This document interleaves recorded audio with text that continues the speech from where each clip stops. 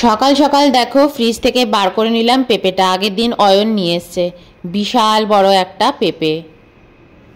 Good morning. আজকে হচ্ছে বৃহস্পতিবার, তো সকাল সকাল দেখো ফলের বাটি নিয়ে হাজির।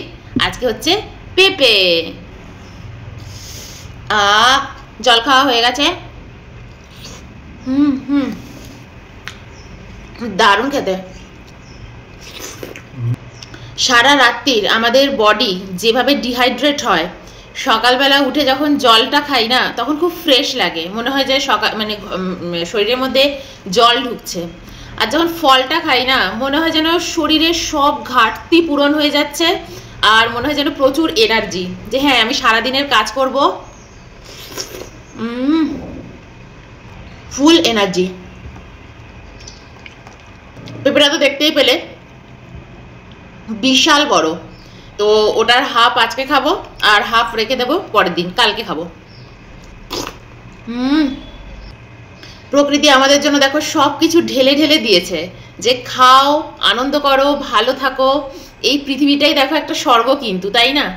আমরা সেটাকে আমাদের নিজস্ব বদ গুণে সেটাকে নরক বানিয়ে রেখে দিই।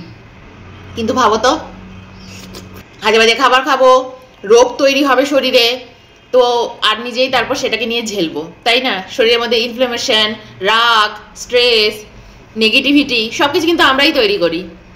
প্রকৃতি দেখো আমাদের জন্য সব কিছু ভালো ভালো দিয়ে রেখেছে, সব কিছু।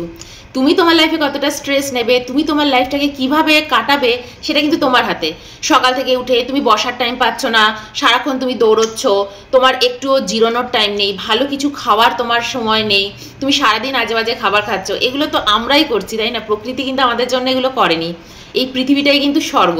যখন আমি এগুলো খাই না, আমি এগুলো একদম ফিল করি যে কত সুন্দর জিনিস রয়েছে আমাদের পৃথিবীতে উপভোগ করার জন্য, কিন্তু আমরা সেটাকে একদম